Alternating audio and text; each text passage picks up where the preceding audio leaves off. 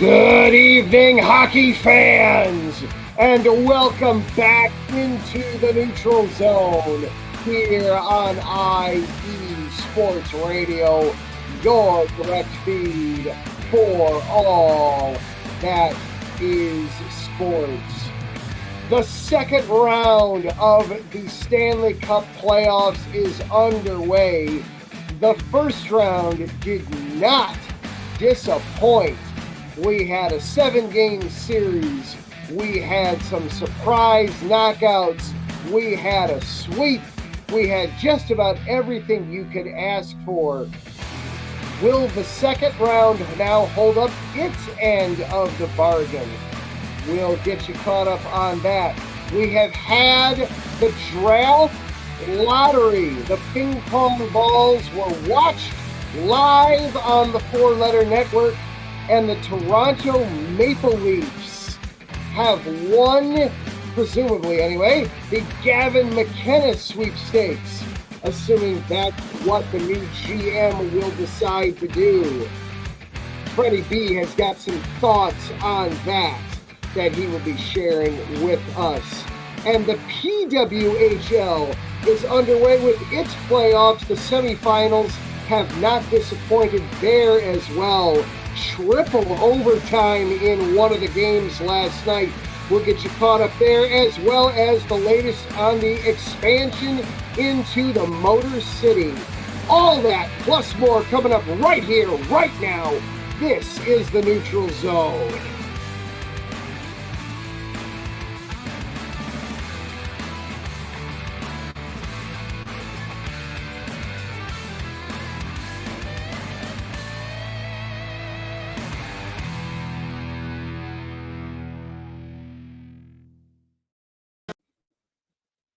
Hello and good evening, everyone. Welcome on into the Neutral Zone here on IE Sports Radio, your direct feed for all that is sports. I am Adam Karnik. He is Freddie B. And in just a moment, we'll be joined by another member of our IE Sports Radio team to break down the Buffalo Sabres and the Montreal Canadiens game. But welcome back in. Freddie, how has your week been? The week's been fantastic, Adam. You know what? Like your intro said, the first round of the playoffs did not disappoint at all. I really don't think we had really any surprises. I think all the teams that moved on were deserving of winning their first round matchups. Second round's underway already. We've had a couple of teams play 2 games in the series. Buffalo played their first tonight, and Anaheim is currently underway in Vegas in game 2 of that series. So yeah, we're full bore right now, Adam. And like you mentioned, PWHL, they've each had 2 games in their series as well. Can't wait to break down an epic triple overtime game that happened just the other day as well. So yeah, lots to talk about. You know, all the stuff with the draft lottery, the Maple Leafs, new GM coming in. We'll see what's going on up there. Yeah, there's a lot to get into on tonight's show, but let's start as we typically do. Well, first of all, we want to, of course, thank and promote our sponsors for helping us out here on the network. Planet Jerky, premium brisket beef jerky, the jerky that's on a whole other planet. You can go to planetjerky.net to place your order. Whatever your taste buds, you'll find something there that you like. And we also want to promote Vital Apparel, the brand that not only fits great, but also promotes and donates to mental health research. When you go to vitalapparel.com, be sure to use the promo code IESR at checkout, and you get 15% off of your order there as well. This show is available for you on the social media platforms, on Twitter and on YouTube at IE Sports Radio. This show is also available for you on Twitter as well. We are at IESR Neutral Zone. He is at Freddie B _ sports. I am at Adam _ Karnik. You can also watch the show by going to iesportsradio.com, and you can join in the show that way as well. Glenn Ritter is in the chat room with us tonight. Had a great show.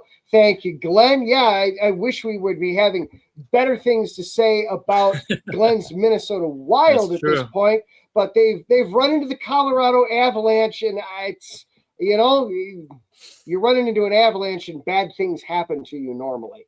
Yeah, if you don't get out of the way, you're going to get buried. And right now, I mean, that's pretty close to that. They're up to their torso right now as far as how far that the Wild are buried. But things might turn around. They're going to go back up to Minnesota, and we'll see if they can. We'll get into that too. A change of venue can sometimes completely alter a series too. Minnesota right now, the state of hockey, they're still very excited. You've got the Wild in the second round, the Frost are in the PWHL semifinals.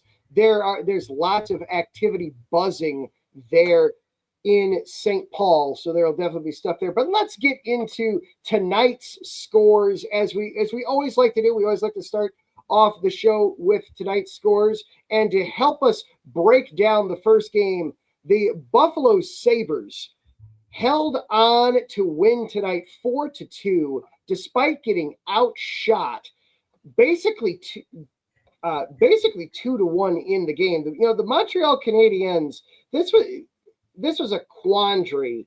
They advance out of the first round with a Game 7 in which Tampa Bay absolutely dominated on the ice. Montreal was held to 9 shots. I was texting you, Adam. I said Montreal just went the whole second period with no shots, and they went about the first 5 minutes of the third without even getting a shot. And they were sitting at four. That's half the game. Yeah, in a game 7. In a game 7. Yeah, and you know what? Jakub Dobeš on his end, did what he had to do. He was just shutting out, Tampa Bay from that point on, and it survived long enough for them to get, a goal late in that game and hold on miraculously to win. Now you get to play the Buffalo Sabres. now you get a whole another wagon. Yeah, what you might get now. Your congratulations for surviving Game 7. For your efforts, you shall receive what might be the hottest, most emphatic, most enthusiastic hockey fandom and hockey city in the entire NHL right now, the Buffalo Sabres. Yeah, let's bring on Adam and see what he wants to say about tonight's game. Absolutely, and to help us talk about the Buffalo Sabres doubling up the Montreal Canadiens, Adam S. Good evening, Adam. How are you doing tonight? I am wonderful, gentlemen. It's good to see Freddie on the right side of the law tonight. That's right. Tonight, everything I thought the Sabres were going to do in round 1, they did tonight. Yeah. 2 of 3 on the power play, constantly with the forecheck. Like I said, they did pretty well containing Montreal's rushes. Mm-hmm. But I am going to put, like I said, I don't know if you can find it online. There's a belt they give away after the end of every win. Mm-hmm. That belt's going to the Rat tonight. Ah, nice. Benson was every time Buffalo got across the blue line or busted up a potential Montreal run, number 6. Yes. Was in the middle of it. And they got to Dobeš.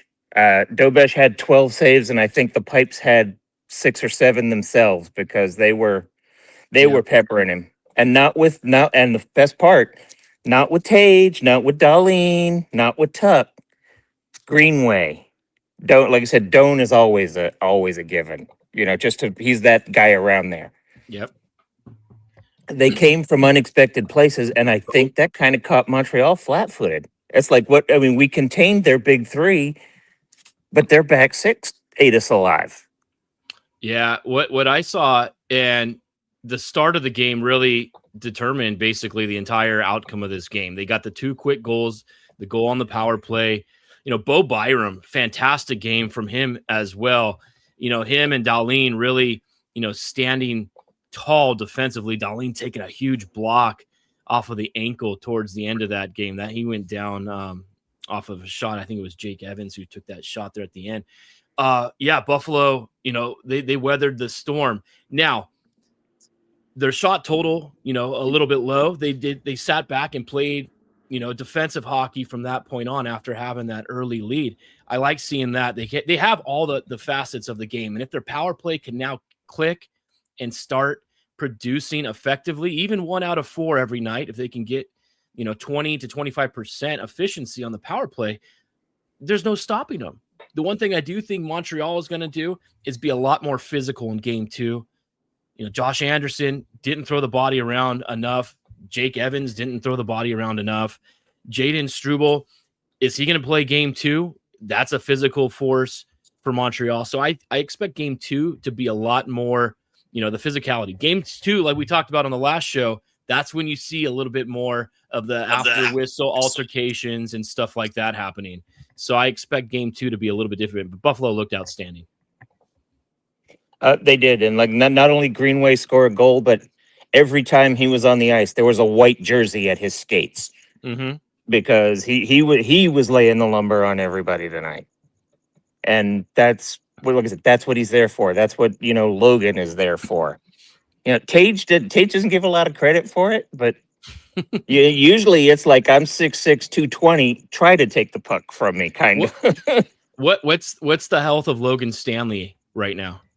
Right now, like I said, they're undetermined, but he came back and he played the rest of the game. Yeah. Okay. Same thing with Rasmus in the third. He went down to block a puck and caught one right. Yeah. Like I said, it looked like right in the kidney. So he walked it off and came back. Yeah. But like I said, we're in a good shape. Like I said, it looks like Karnik, might be back for game 2 or game 3. It looks That's like huge. Preston might be back for game 2 or game 3. Okay. So, like I said, we're getting. If there's, God Almighty, it's a scary thought. The Sabres are getting more depth. Yeah, and at just the right time too. Yeah, absolutely. Yeah, you don't normally get healthier in the playoffs.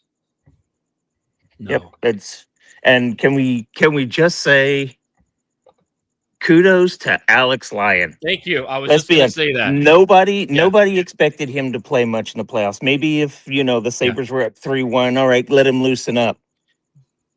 Since he's coming with his save percentage coming into the night was what, 960, 1.14. Yeah. Tonight he stops 26 of 28. Like I said, if an off night for your goalie is 2 goals, you're living a charmed life. Yeah. Well, yeah. And I mean, we could be talking about the Minnesota goalie carousel right now, but yeah, I was super impressed with Alex Lyon.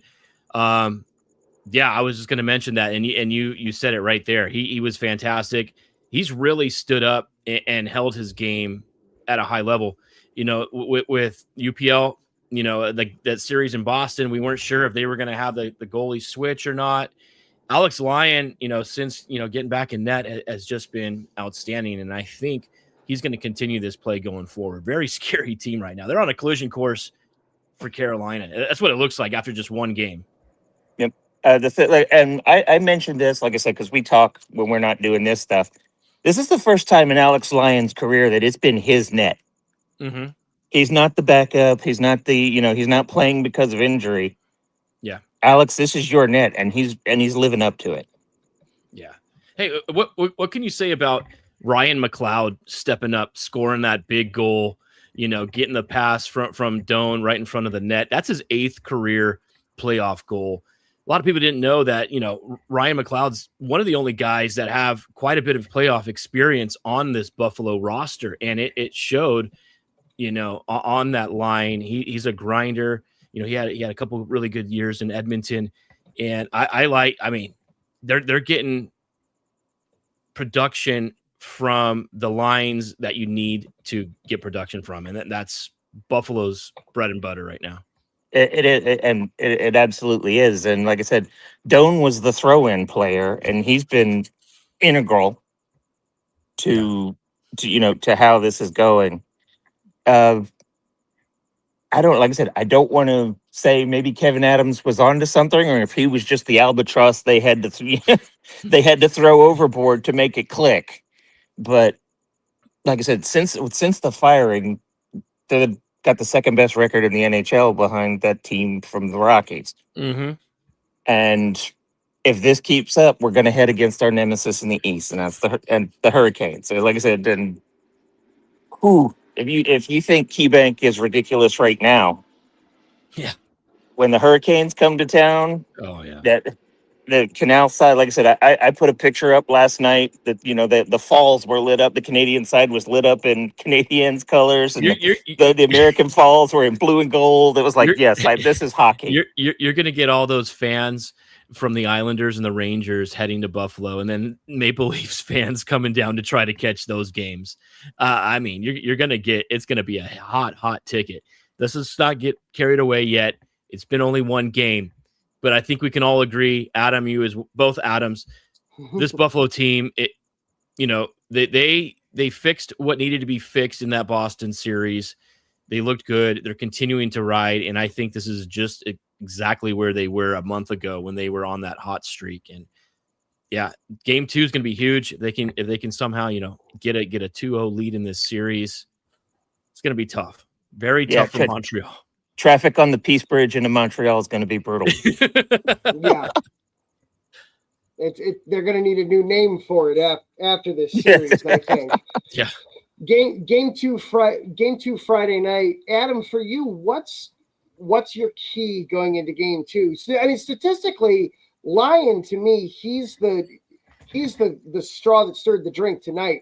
All those saves, they got outshot almost 2-1 tonight. The Sabres did. Yeah, 28-16, I think it was. 28-16 was the final. The power play was so important on both sides. The Sabres cashing in 2 of 3 on that. What's going to be your biggest key or biggest thing the Sabres need to fix heading into game 2 Friday night?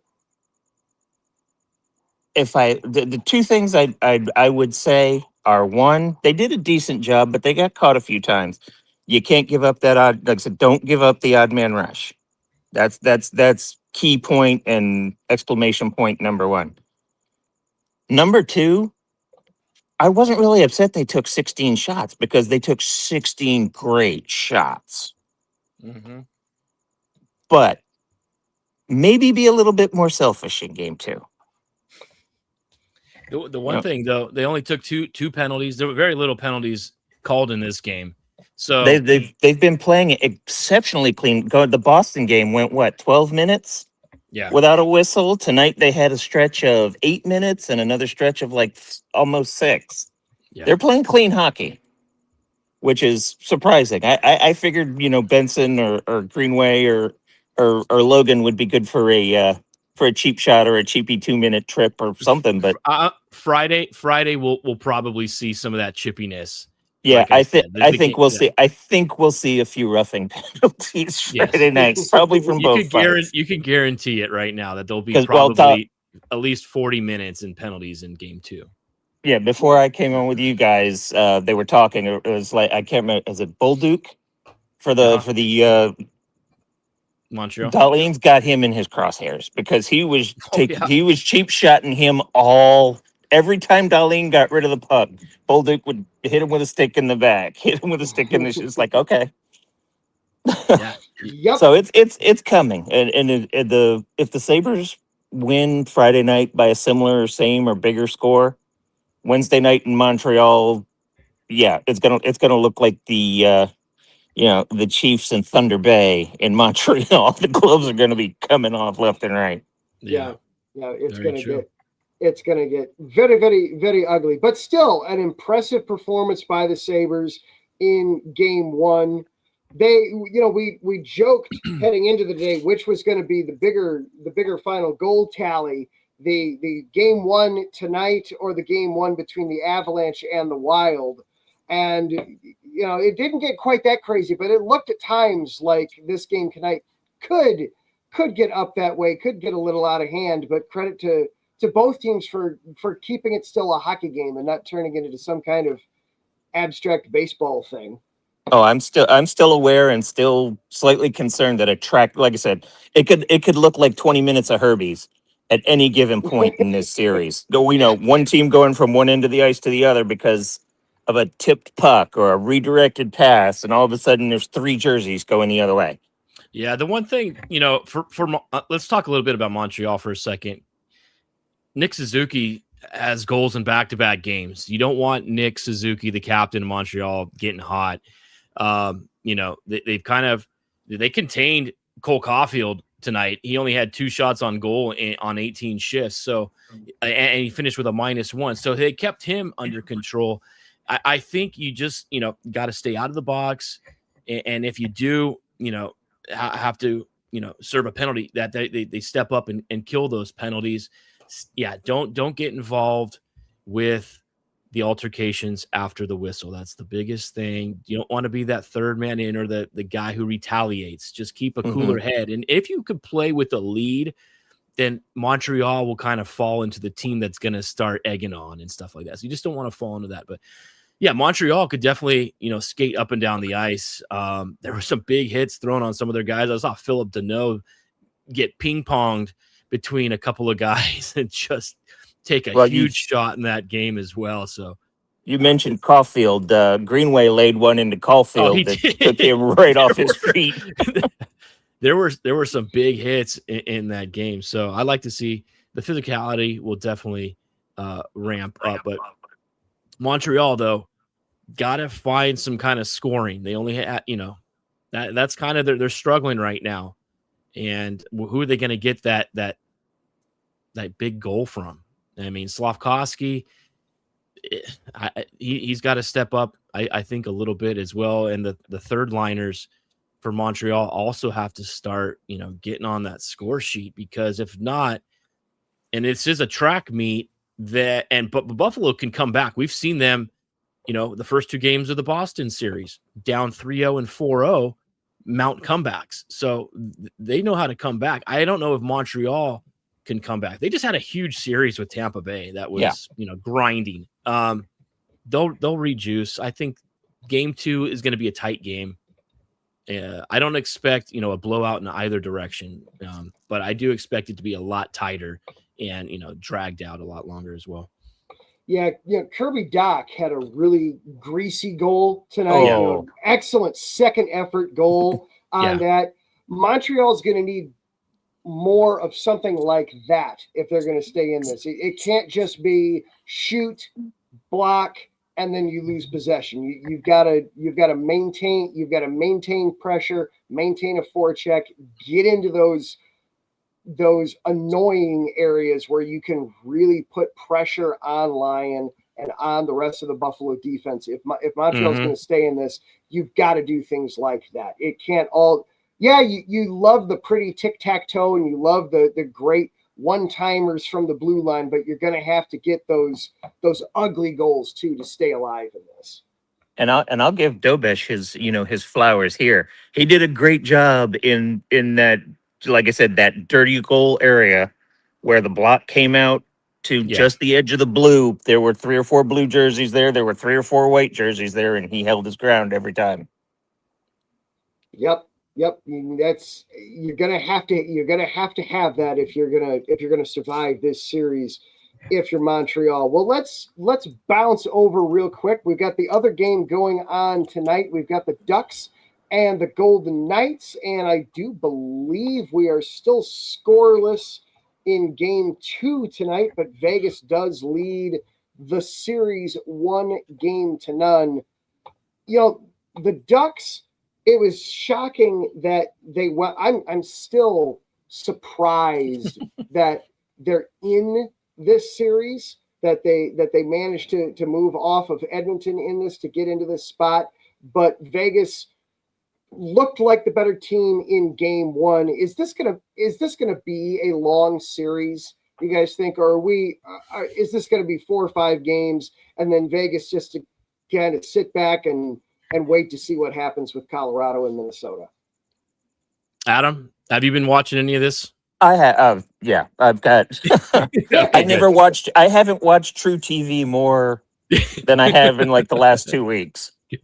But if Anaheim is going to have a prayer out west, they need to do to Vegas what they did to Edmonton, and that's drag them into the deep water. Like I said, drag them into deep water. Let it be a 0-0, 1-1. 2-1 kind of game. Get that one that shifts the momentum, and then catch them like that when they're still trying to recover from that. That's how Anaheim's going to have to do it. Yeah, well, I think. Oh, go ahead. Sorry, go ahead. Well, real quick, some stats here because they are at the first intermission. No score. Anaheim outshot Vegas 14-4. Yeah. No score. Anaheim went 0 for 4 on the power play. They did. In that first period. A lengthy 2-man advantage as well. That as we went on air, they killed that off, and that was early, in that first period. I feel like, honestly, as much as I want to say, Anaheim's, all you have to do when you're on the road to open a series is take one of them. Doesn't matter if it's game 1 or game 2. As much as I want to say, the Ducks have momentum going into the second period. Yeah, this is what they got to be doing. You can't go 0 for 4 on a power play in a period. You've got to convert one of those. This is Vegas. Okay, Vegas played probably its worst 20 minutes of the entire playoffs, and they're not trailing. The Ducks, Vegas, go make this happen now. Anaheim is gripping the sticks extra hard right now. We saw Jackson Lacombe pass up a golden opportunity to tie that game in game 1, and then a costly turnover at the blue line, which I think ultimately led to the Vegas goal, which gave them the lead. They have to capitalize right there. The Ducks they're hungry, and you could see in the stats right now that they're out shooting them 14-4. But we said, Adam, when you have these opportunities and you don't convert on especially a 2-man advantage for over 1:30, I'm surprised Vegas didn't come back and score right away. But that's usually what happens. You don't convert and you get burned on the other end. Anaheim is in this series. They are definitely in this series. And I think, they won the season series versus Vegas this season. So that's no surprise that they're going to be in it. But, you've got to come away tonight with the split going home to the Honda Center, because that's going to be an insane building, especially more so insane if the series is tied 1-1 rather than being down 0-2. So I think the Ducks are going to come out and score. They've got to score the first goal here to start the second period and then go from there. Expo Mick, you posted on there. That's Mick Kern from NHL Network checking out our show tonight. Oh. So thank you, Mick, for checking us out during intermission of this Ducks and Knights game. I appreciate you replying to my tweet and giving us a show here. So that's awesome. When you get celebrities to join us, we're up to something good. But yeah, I think Anaheim could drag this series out. It's not going to be quick. I did pick Vegas to win it in 6, but game 1 could have gone either way. We should have been headed to overtime, or the Ducks possibly having a chance to win that game. They've got to bury their opportunities when they get them tonight. I haven't seen the full stats, but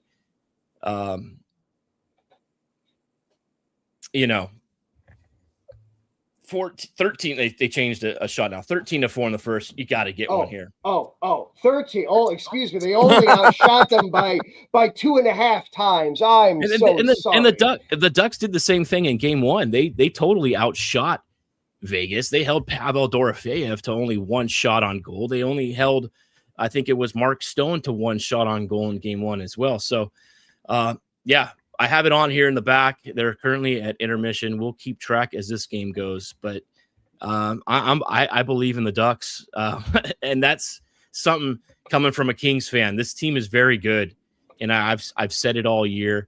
And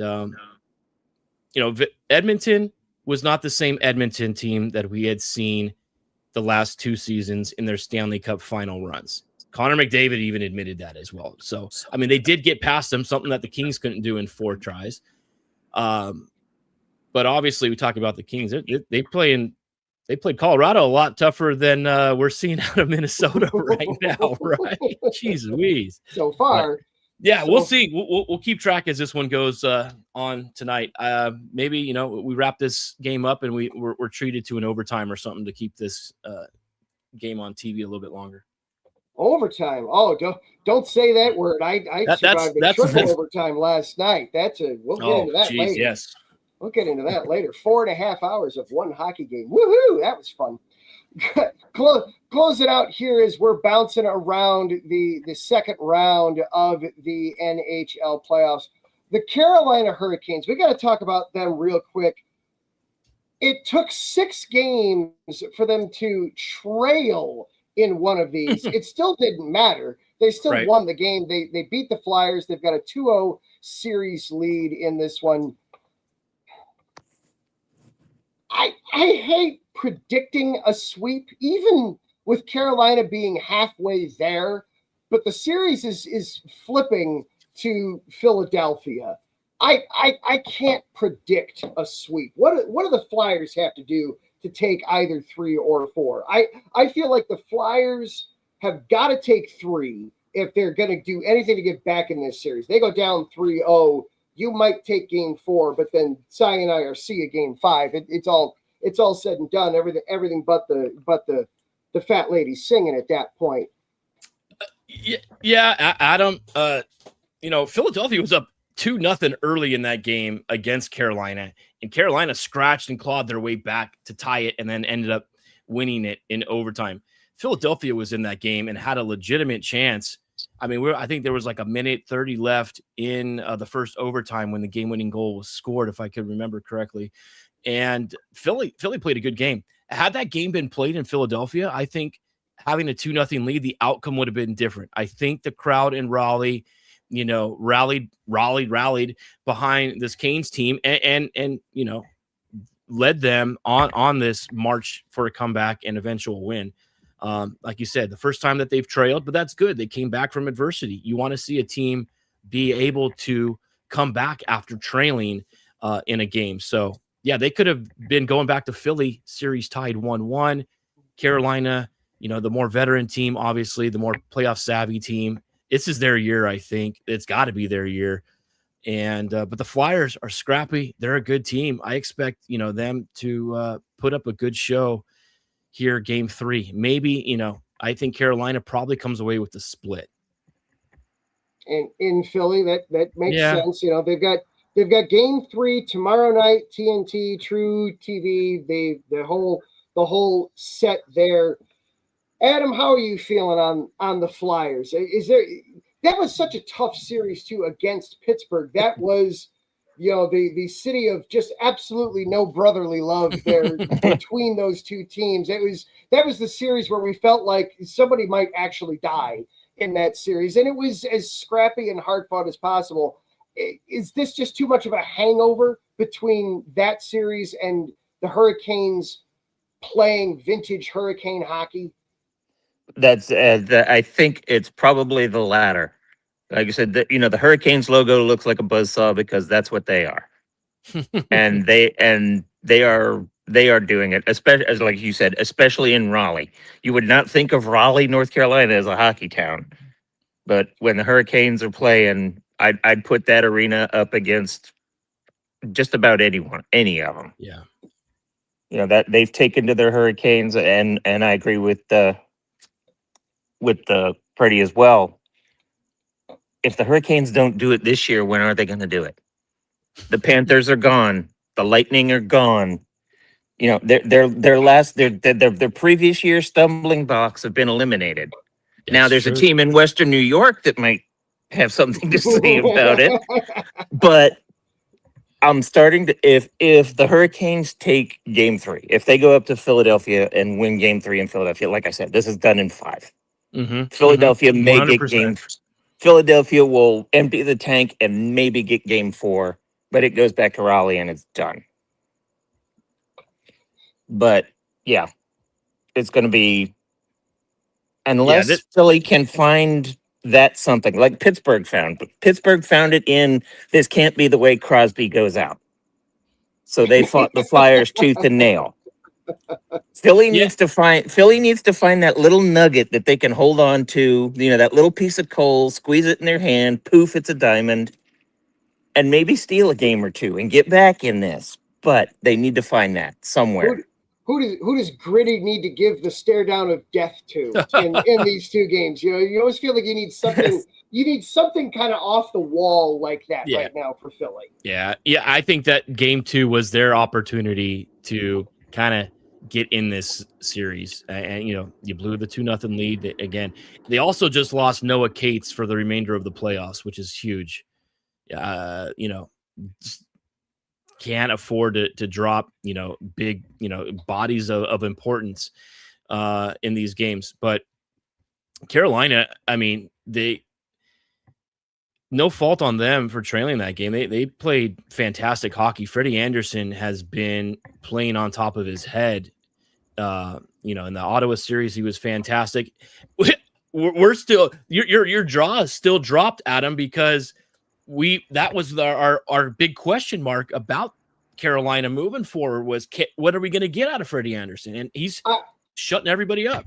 I will right now. Now, we're not quite 2 rounds into a 4-round thing.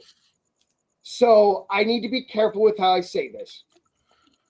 But right now, Freddie Anderson's my playoff MVP right now. He was the guy to me. We said before the playoffs started, he was the reason I thought they weren't getting out of the first round, was because I didn't trust him.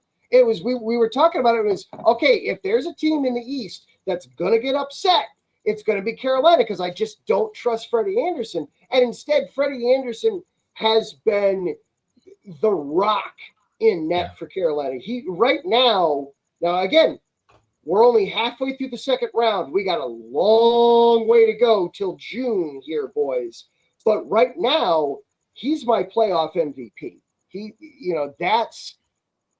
That's my winner right now. So I have been incredibly impressed with Freddie Anderson to this point. I like it, Freddie. You're getting love in the chat. Loving that right now. Way to go. Keep it moving. Keep it going. Loving it here. Yeah. The other thing is just like I said before, the depth, the veterans that Carolina has on the roster, and their ability to win faceoffs. They had 3 guys at over 60% in the faceoff circle last game. This was the first game that Logan Stankoven had not scored a goal. He had scored a goal in Carolina's first 5 playoff games. I put money on him to score last game, and he was right. He was sniffing the net, but he never got a chance to put one in. So he will. I expect him to maybe get one here in game 3, but he's been great. Jordan Stahl's been great. Taylor Hall, a rejuvenation of his career here in Carolina, just playing in the perfect role. I think this is the time that Carolina's all the stars are aligning for them. Everything is put into place. The defense is outstanding. The offense has 4 solid lines. And I mean, Seth Jarvis hasn't even really been the Seth Jarvis that we saw earlier in the season either. If he can get rolling as well with Aho and Svechnikov, boom. I mean, there's no stopping these guys except for the guys in New York. Except for that one team up there in Western New York. Well, we got one more series that we're going to kind of talk about here from the second round here, and then we'll branch into some other topics here. The Colorado Avalanche. Now, we had talked all before the playoffs and into the first round of the just blatant unfairness of arguably 2 of the top 3 teams in the West playing each other in the first round, and that it felt like whomever got out of the Wild Dallas series wasn't going to have anything left in the tank when they faced Colorado. Give Minnesota credit. They came out in game 1 and they had energy. They had something to give there in that game. They just also didn't have anything defensively left in the tank. It felt like I can't remember the last time that I've seen a playoff team. You score 6 goals in a game and you still get blown out. That was like the Broncos and Vikings in the snow or something when it was a field goal fest, 9-6. I mean, Minnesota kind of disappointed me on how they came out in that first game. They fought back. It was a back and forth game. Colorado ended up putting the dagger in late, but you hear that?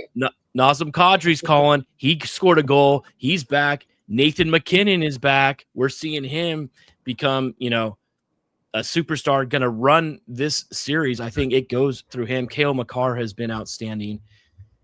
Scott Wedgwood has been the better goalie I think, Minnesota probably flops back and goes back to Wallstedt for game 3. Haven't heard, what's confirmed or not yet, but I think they go back to Wallstedt, and man, if he gets lit up, you got to have a quick leash. And you got to do something. You just, okay, who's feeling it tonight? Okay, you go. The Avalanche are showing all of their depth. Gabriel Landeskog had 2 points. Yeah. The other night in game 2. Like Glenn Ritter just posted no Joel Eriksson Ek, and that's huge. I mean, he's out there taking faceoffs. They lost him in the third period of that last game against Dallas, and that injury was a lot more significant than I thought it was. And you can't. I mean, Michael McCarron has been a blessing for Minnesota in the faceoff circle. He won 16 draws game 1. Won another 8 last night. Just him and Matt Boldy, basically the only 2 guys winning faceoffs. You do have the last change in when you're the home team, so they will get those guys back out and win as many of those draws as they can. But without Joel Eriksson Ek, that's a huge point, Glenn. Thank you for bringing that up. That's a big piece for them, and no Jonas Brodin as well. Mm-hmm. Mm-hmm. A lot of you're missing pieces. They're getting clean shots, as Glenn points out, but still, you've got to do something if you're Minnesota. So, Adam, you are now coaching the Minnesota Wild. You're on home ice. What do you do to fix this and stop the Avalanche in all senses and meanings of that phrase? I said, I agree. Put Wally in net. Switch it up. Maybe get that change of mojo. Hey, it worked for Alex Lyon, right? So maybe he has that one hot game, and all of a sudden that's something you can build on. 2, almost treat every Avalanche possession from the red line to our goal as a power play, as a penalty kill. Everybody. Nobody should be within 10 feet of that net without at least 2 opposite colored jerseys standing next to him. I mean, that's basically what they're going to have to play. I'll take it back to my voice. They might have to play some river hockey, collapse into the defense, and when you get the puck, that one guy breaks. You've got to do something. If you let Colorado, if you let Makar, if you let these guys just fire at you willy-nilly, you could build a wall with a 1-inch slot at the top, but they're going to find a way to get 3 or 4 into that slot. Yeah, they've got to find a way to take some pressure off of whoever's in there. That's the main thing. Puck possession. You've got to be living in the Colorado zone more than the other way around in game 3, and maybe having last change will give them that advantage. You can set your lineups a little bit better, get your lines set the way you want it. Minnesota's relying so much on the minutes of, Brock Faber and Quinn Hughes. They played 28 minutes each last night. They average, about 30 minutes a game. There's just so much that they rely upon these guys. If Minnesota could get a lead, sustain a lead, maybe reduce these guys a couple of minutes, that could be beneficial in the long run if they want to try to make this a series, because they're going to get burnt out. I mean, back and forth. I mean, there were so many penalties in game 1 as well. And Colorado, who was not very good on the power play this season, they're coming together. They scored, 2 power play goals last game. It's just scary offensively altogether. Minnesota, something's going to have to happen. And this is like you make that goalie change, and maybe Wallstedt makes 40 saves and gives up 1, but Minnesota wins. That could be the momentum that it takes to go forward. If not, stick a fork in them. They're done. I mean, the Kings scored 6 goals in the 4-game series. Minnesota scored 6 goals in game 1. The Kings also gave up 15 goals in their series, and Minnesota's already given up 14 in 2 games. So in 2 games. Yeah. I hate to say, just like the Oilers and Kings last year, I think that was the best series in the Western Conference. And the Kings always play just good enough to get in, and then they play that first round opponent super tough and super tight. Might be the toughest matchup Colorado has this whole Western Conference. I mean, there's a long way to go, but the style that Minnesota plays, Colorado's just running and gunning. And I mean, it's going to be the first to 5 every game, I think, wins. Yeah. Yeah. So that will wrap us up from the second round. A lot of good stuff there. Let's shift gears a little bit here. We had the draft lottery was last night, and I know Freddie has got lots of thoughts on this.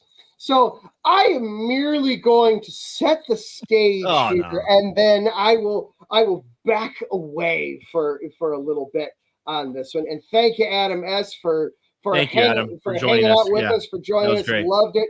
The breakdown of the Buffalo Sabres and the rest of the matches in the second round. So we've got the draft lottery. They decided to do it live last night. Cool, great, okay, fantastic. They had some fun with it. They had their fun. We wind up with number 1, the Toronto Maple Leafs get the number 1 spot, and the San Jose Sharks then jump up to the number 2 spot. So everybody winds up effectively moving backward a couple of spots here. The Canucks, the worst record in the NHL, they now are at 3. The Blackhawks moved to 4. Rangers at 5, etc. On the way down. You can see the top 10 there. Yeah. As we're looking at it. So the Toronto Maple Leafs effectively here, it would appear that they have won the Gavin McKenna sweepstakes. Brand new general manager John Chayka comes in. He gets the number 1 spot. Wow. Coincidental, right? Shoot. Freddie, I know you have thoughts on all this. You know what?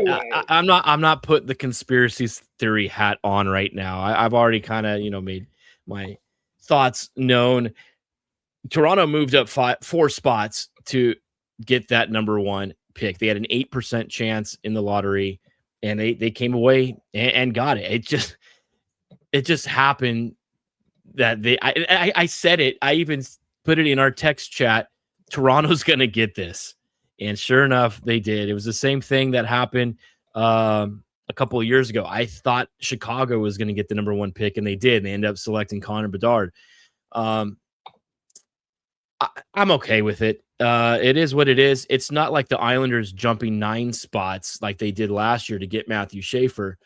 Yeah, definitely. I think Gavin McKenna is got to be the one that you select. There's no doubt about it. I think they're putting a piece on TNT. If they didn't do it last week, then it's this week, a little documentary that they kind of did, hyping him up for the upcoming draft. And he had a tremendous season with Penn State. Bigger questions, though, is in Toronto. That's awesome. You're going to get the number 1 pick. Great on them. San Jose gets the number 2 pick. They just had a number 1 pick and a number 4 pick. And, I mean, they were this close to making the playoffs this year. And now you have a Western Conference team that's going to be picking number 2 overall. A fantastic defenseman is going to fall right into their lap. This is going to, I think, boost those San Jose Sharks into a playoff spot, maybe even as early as next year, if not the year after. So, yeah, that's it. That's huge for them to pick right there. I was really hoping that Vancouver was going to land Gavin McKenna. I thought Vancouver played very good hockey the last month and a half of the season, playing spoiler for a lot of those teams in the Western Conference, especially the Pacific Division, who were fighting for playoff spots. And they had some really good pieces. The youth was really coming around. And if they could have gotten Gavin McKenna, I think that would have been outstanding for them. They still are going to be picking number 3. But John Chayka, the new GM in Toronto, Adam, you know that he was, previously with Phoenix Coyotes. Mm-hmm. He was the youngest GM in hockey at that point, at 26 years old. And he was kind of run out of there. So some shady stuff went on with him. But he was responsible for Arizona's picks that are now blossoming in Utah with Logan Cooley and Nick Schmaltz. And I think it was whoever else. I think Clayton Keller as well. He was responsible for all of those picks. I don't know where. I mean, I'm not a Torontoian. But I know, fans seem to be 50-50 on this guy. I don't know for sure. I was kind of hoping that they were going to go with Michael Fuda, who I know Mike Fuda pretty good. And I was really hoping that he was going to get the GM job in Toronto, but unfortunately it didn't go that way. I don't know. What does Toronto do? They've got some big decisions. Do they continue to go with Craig Berube behind the bench? Or does he even want to coach, working under John? They talked about it on the TNT broadcast. I think it was that Rick Tocchet was the coach in Phoenix when Chayka was the GM down there. And they said, Tocchet and Berube are good friends. They're probably talking it over. Hey, this is what it's going to be like working under him. This is what to be prepared for.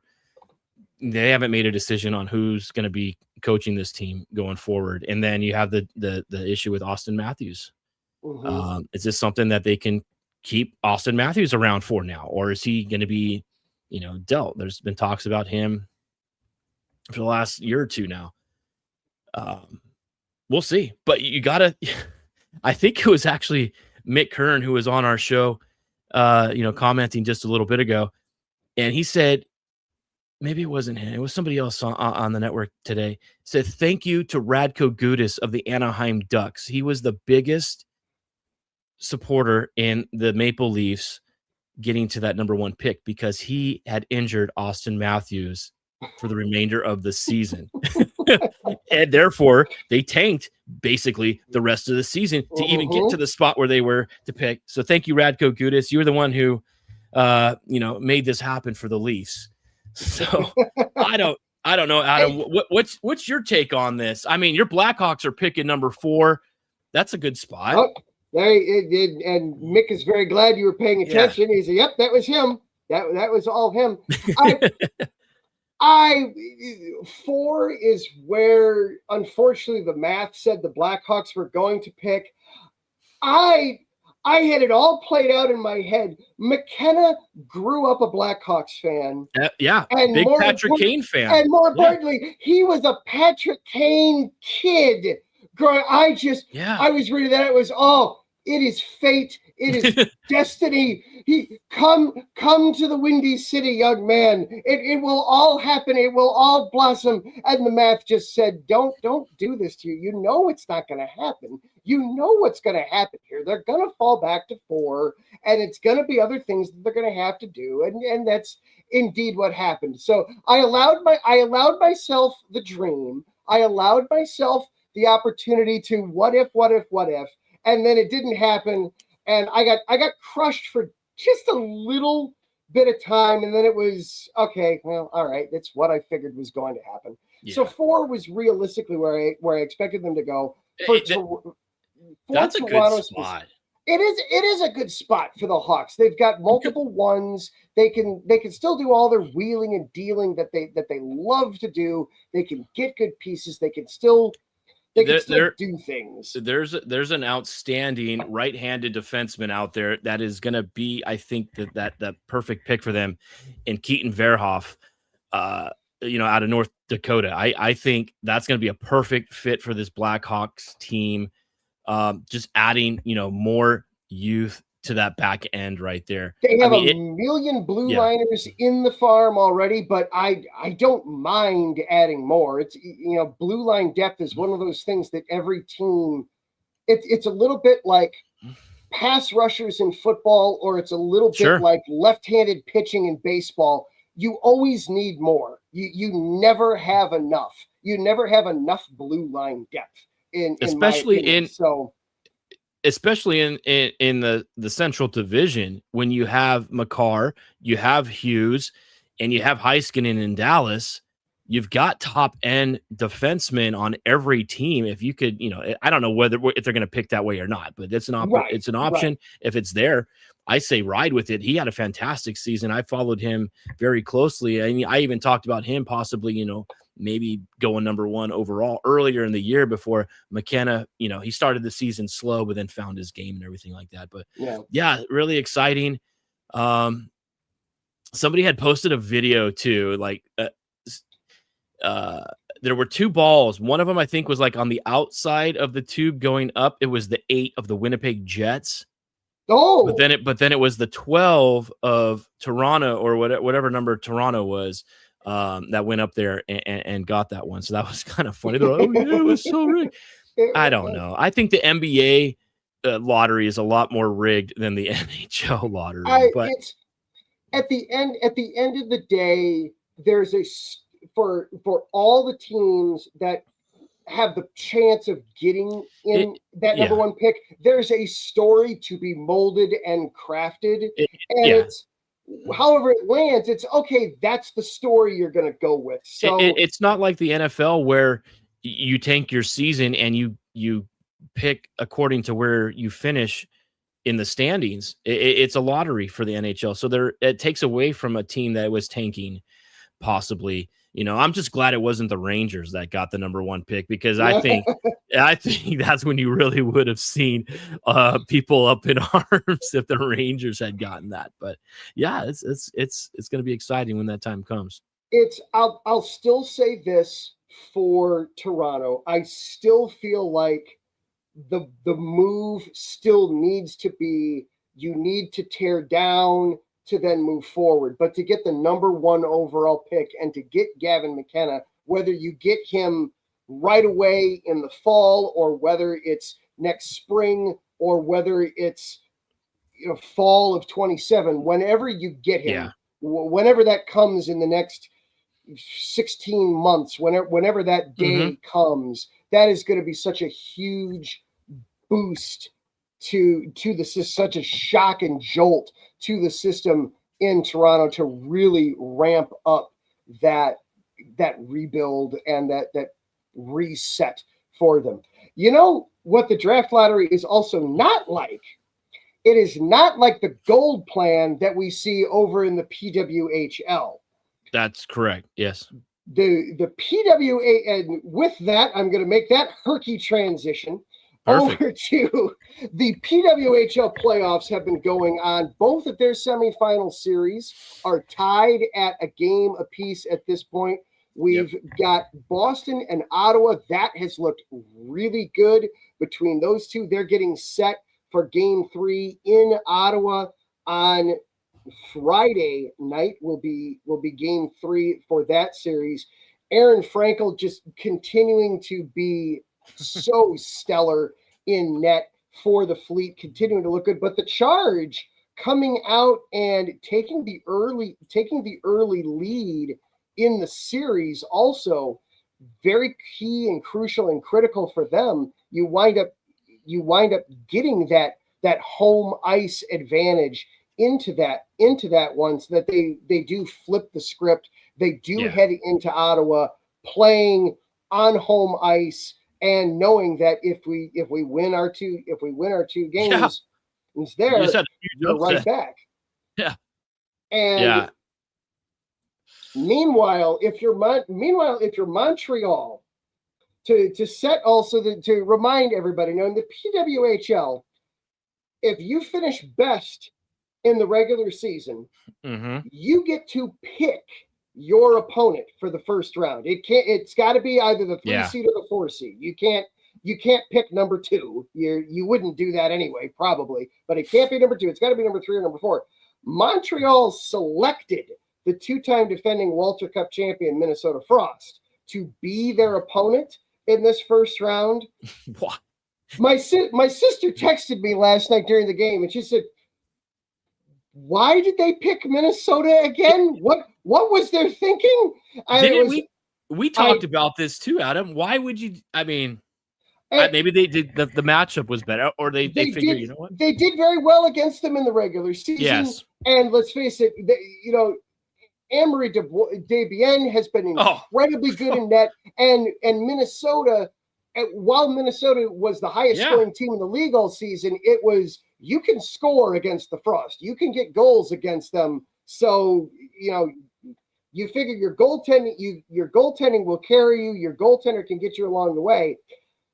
Game 1 goes to overtime. Minnesota takes that. And then last night, a triple overtime marathon game. Had you said going into this that, hey, you're not going to allow the Frost to just keep scoring and keep possessing the puck deep and controlling the tempo on the other end. Oh, that's gonna benefit Montreal. As yes, I see. Yeah, the Ducks just went up 1-0. So maybe we'll see. Maybe the Ducks can pull this one out. Wow, maybe Beckett they can Seneca. Nice. Pull this one out here. We'll see what they do. Yeah, but to the point, Montreal controlled a lot of that game last night, but Minnesota stayed in it. Their goaltending, Rooney was outstanding last night in net. For the Frost. Maddie Rooney had the best game of her life last night in net for the Frost. 51 saves. And there were multiple opportunities in that one where it was the entirety. Once regulation ended, Montreal dominated. Yeah, they the did. Game from that point on. They absolutely controlled that game. Like you said, Rooney 51 saves on 52 shots on goal in a loss, which is crazy. Triple overtime loss. It was 0-0 in this game. I mean, and Renee Desbiens had 38 saves respectively in the shutout win for Montreal. So good. I mean, didn't have to face as much puck and rubber on net, but still had to make the stops. When you get that late into a game, I mean, when you get to the second overtime, I mean, 104 minutes on the ice. I mean, you're on your feet the entire time. You don't get a 30-second line change and sit down for a shift or two before you're back out there. When you're in net, you're on your feet the entire time. I mean, you do get a couple of whistles where you can kind of regroup, but your muscles start tightening up. You start cramping. I mean, good on both those ladies. That was probably one of the most epic PWHL games I think that we have had in the league's existence to this point. It's right up there with the quadruple overtime game from last year that Montreal was. Yeah, you're right. I'm sorry, I forgot about that. Oh, it's right up there. It's for Montreal. I felt like the entire time while I'm watching this game, overtime to me, I felt like Montreal had the attitude of we literally cannot lose this game. You figure Montreal in a micro view, you're already down 1-0 in a best of 5. Yeah. And you're the home team. You go down 0-2 and then go on the road. You have to win in Minnesota twice, and they're playing back-to-back nights. Game 3 is tomorrow night. Game 4 is Friday night in Minnesota. They are the crew there in St. Paul. You're right. I'm looking at it right now. Yeah, back-to-back.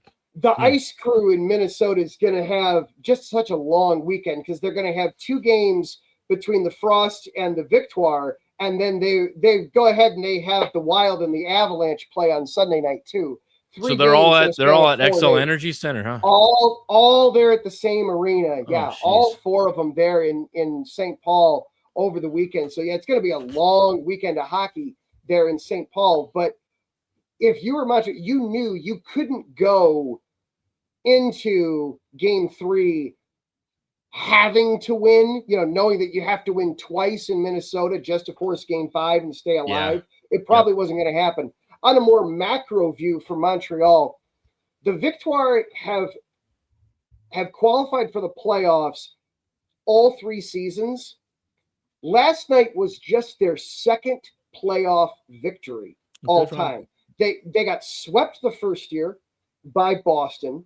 They picked Boston.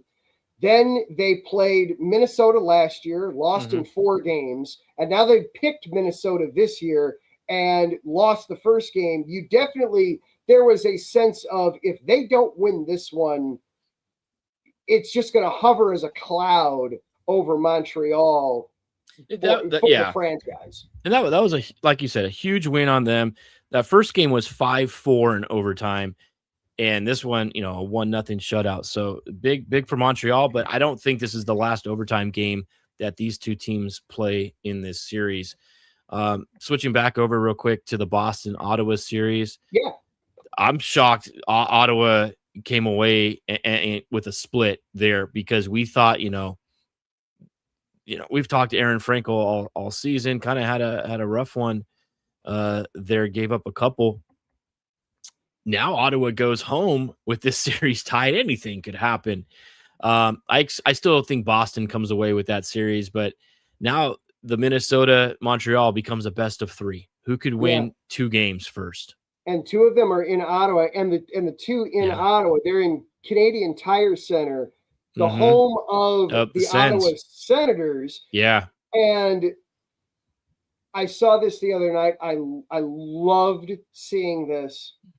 The crew there at Canadian Tire Center, they took the Senators logo off of center ice. They put the Charge logo into center ice. They painted the Walter Cup playoff emblems just beyond the blue line on either side. They are truly making it look like a home game for the Charge, not making it look like, we're borrowing somebody else's rink because this is the only ice we could find. Really making it look like a home game for the Charge. The atmosphere in Ottawa is going to be through the roof and electric there for both Friday night and Sunday. They've got Friday night and Sunday afternoon, both games there in Ottawa. They're going to be intense. They're going to be fun. They're going to be some good hockey. Sure will being played there. Both those series, I believe, will be over by the time we're back on the air next Wednesday. So we'll be talking, I think, Walter Cup finals. If needed, at that point.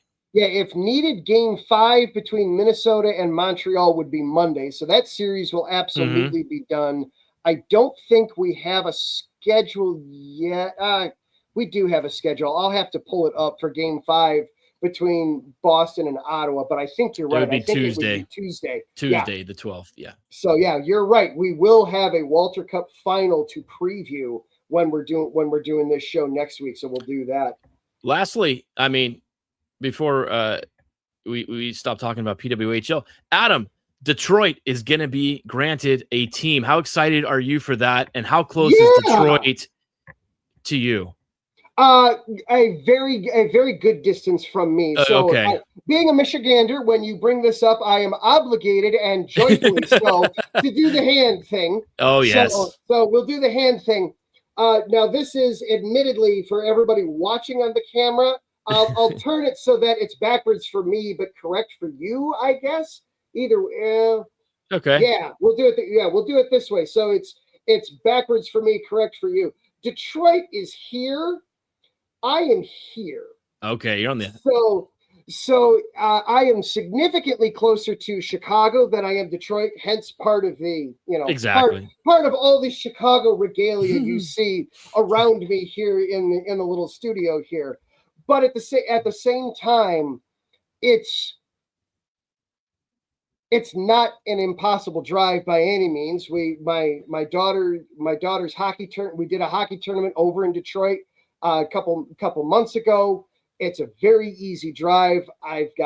One of my friends has already signed up for season tickets for PWHL Detroit. She put in her deposit today. It actually, when they had the very first takeover tour game was in Detroit back in the first season, I was all set to take my daughter. The only thing that stopped me was they scheduled it on a Sunday night, and there there was a part of me that said, well, I can't make it back in time for Monday.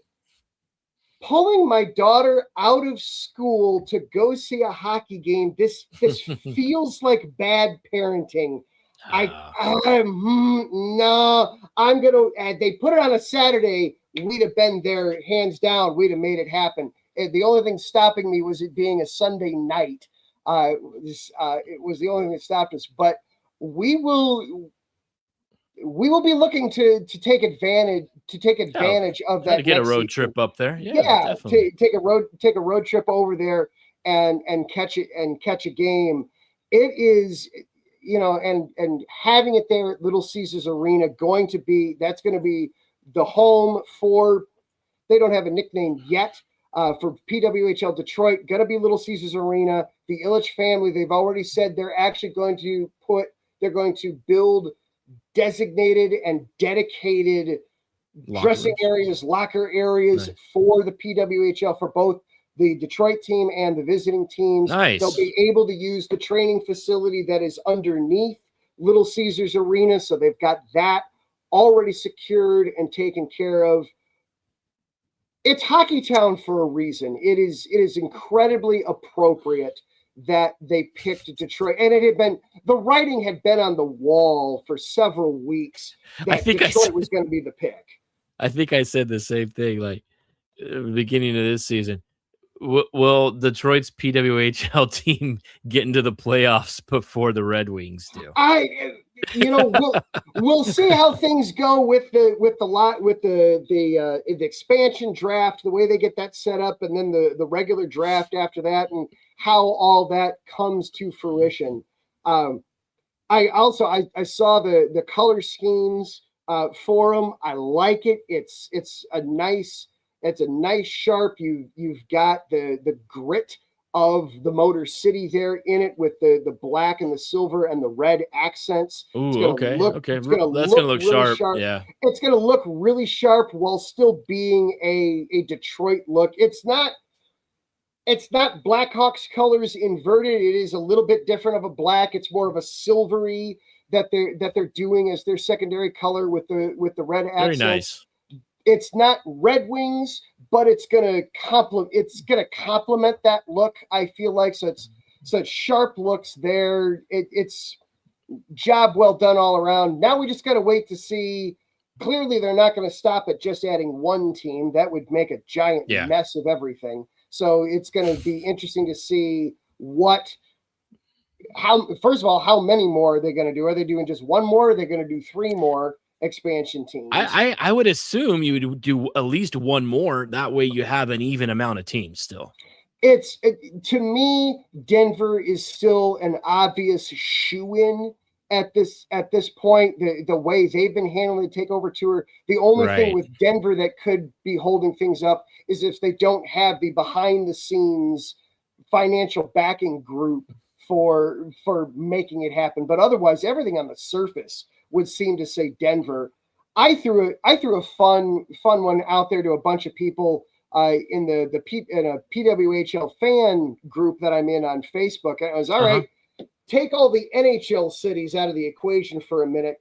What would be a great city for the PWHL to come in? The overwhelming favorite was Halifax up in Canada. Oh my God. Halifax, Nova Scotia was the overwhelming favorite from everybody there. I was like, I was seeing some kind of silly ones. Then it was like 8 comments in a row. Halifax, Halifax, Halifax, Halifax. Really? Well, there you go.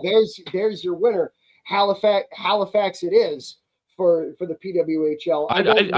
Maybe that, and Quebec, another good spot. You would think. Pulling up in Wisconsin.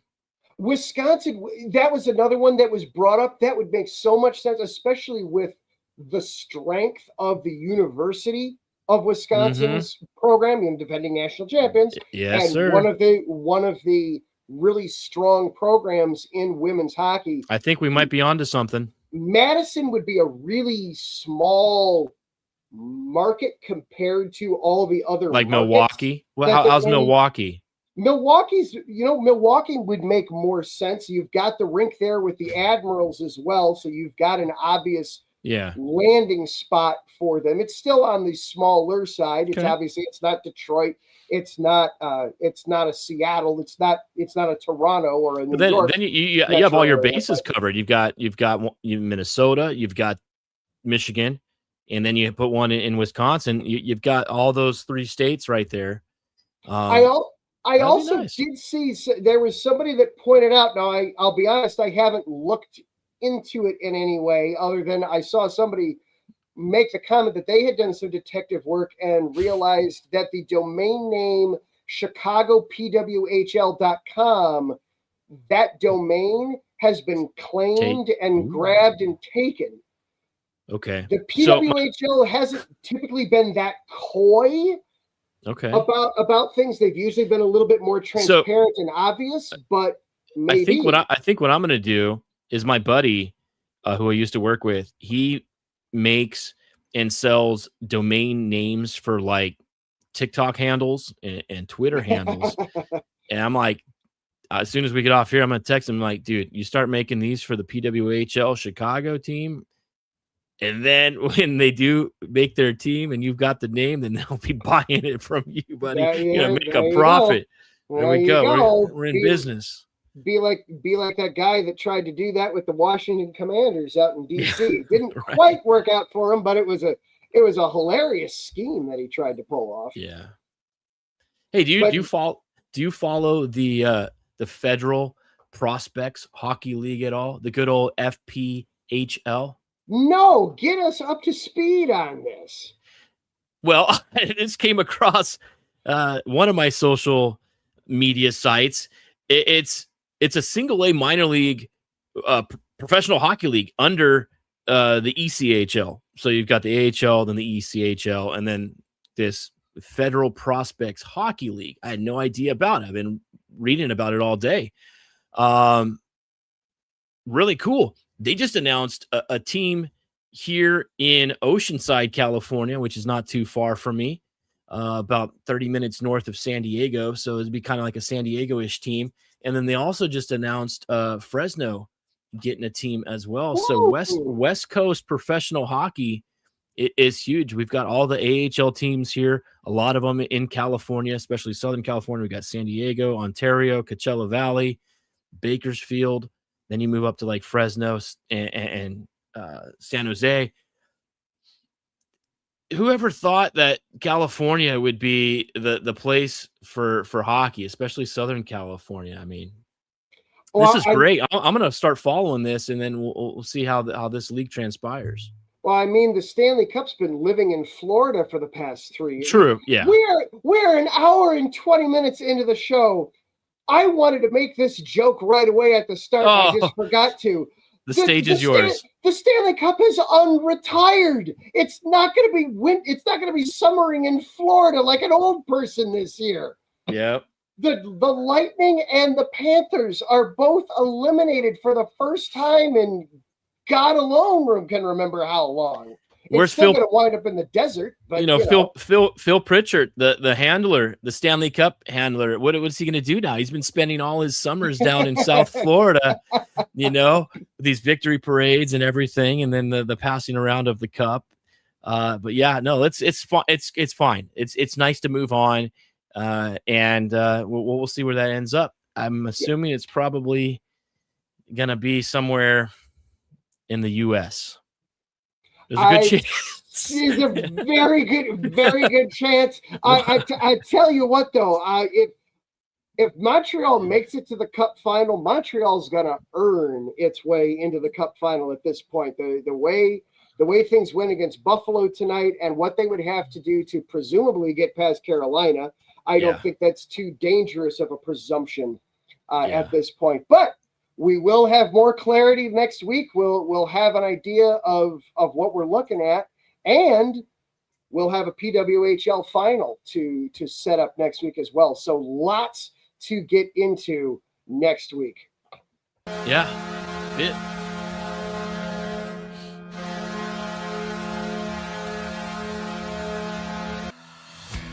That, as they say, though, will be a story for another time.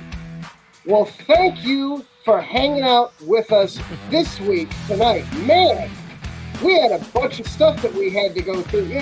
Freddie, what was your favorite series from the first round? Oh, boy. The most entertaining series for me, I think, was... I'm going to say that Tampa Bay Montreal series was outstanding, going the full 7 games. Obviously, the Ducks advancing is great. Hey, if they win tonight, we got a brand new series, Adam, and I like their chances going forward. When you're on the road, all you got to do is take one of those first 2. It doesn't matter if it's 1, doesn't matter if it's 2. Take one of them. They're both worth the same. I always like opening on the road if I can. The pressure's off when all you have to do is win one game and all the pressure's off again. Yes, I agree that Montreal Tampa Bay series, that was for me, that was the round 1 series I enjoyed the most. That was a ton of fun. I tell you what though, I am enjoying this Colorado-Minnesota series here in round 2. The Avalanche are starting to look like the Kings that they've been in years past. They've already won the Cup once this decade. Lord Stanley might be getting ready for a return trip out to the Mountain West. Yeah, could have a Stanley Cup of natural disaster proportions. The Avalanche and the Hurricanes. There we go. For Freddie B, I am Adam Karnik. Together, we are the Neutral Zone. We do this crazy thing every single week on Wednesday nights. We're so glad that you are able to join us. A special shout out and thank you to Planet Jerky Premium Brisket Beef Jerky, the jerky that's on a whole other planet. Be sure to go to planetjerky.net to place your order. Check them out. Also, be sure to check out Vital Apparel, the brand that not only fits great, but also promotes advances to mental health research. Go to vitalapparel.com, get 15% off your order with the promo code IESR at checkout. And until next week, have a great one, everybody. Enjoy the hockey. We'll see you next time. Have a good one, everybody.